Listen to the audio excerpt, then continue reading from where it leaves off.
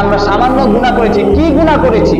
এই একটা বার যদি এই গুনাহের জন্য যদি আমরা ইস্তিগফার করে তাওবা করে যদি আমরা একবার আল্লাহ পাক রব্বুল আলামিনের কাছে যাই, কেন আল্লাহ মাফ করবেন না? কেন করবেন না?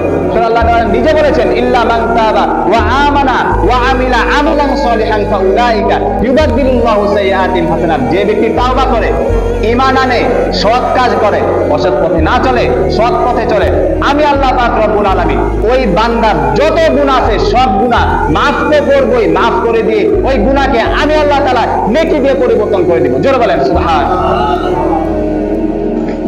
কতটুকু গুনাহ করেছেন, কতটুকু মদ খেয়েছেন, কতটুকু জুয়া খেলেছেন, কতটুকু অন্যায় অপরাধ করছেন, ব্যভিচার করছেন, একটু ভাবেন না? সর্বক্ষেত্রে গুনাহ যখন হবে তখনই তাওবা করবেন, খাঁটি তাওবা করবেন, তাওবাতান নাসুহা। তোমরা খাঁটি তাওবা করো। রাসূল কারীম সাল্লাল্লাহু আলাইহি ওয়াসাল্লাম বলেন যে প্রত্যেক আদম সন্তানই গুনাহগার। বনি আদম খাত্তাউন ওয়া খায়রুল খাত্তাইনা তাওয়াবুন। প্রত্যেক আদম সন্তান গুনাহগার, প্রত্যেক আদম সন্তান অপরাধী।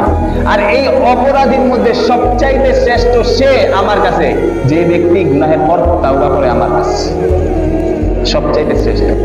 অন্য হাদিসে রাসূল কারীম সাল্লাল্লাহু আলাইহি ওয়াসাল্লাম কি বলেন? আত-তাইবু মিনাদ যামবি কামান লা যামবা লাহু।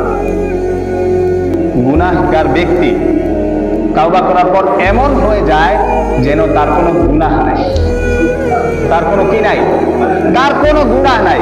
গুনাহ থেকে তাওবাকারী ব্যক্তি এমন হয়ে যায় তার কোনো কি নাই, যেন তার কোনো গুনাহ নাই। তাহলে আমরা সকলে তাওবা করতে রাজি আছি কি নাই? জোরে বলেন, আছি কি নাই?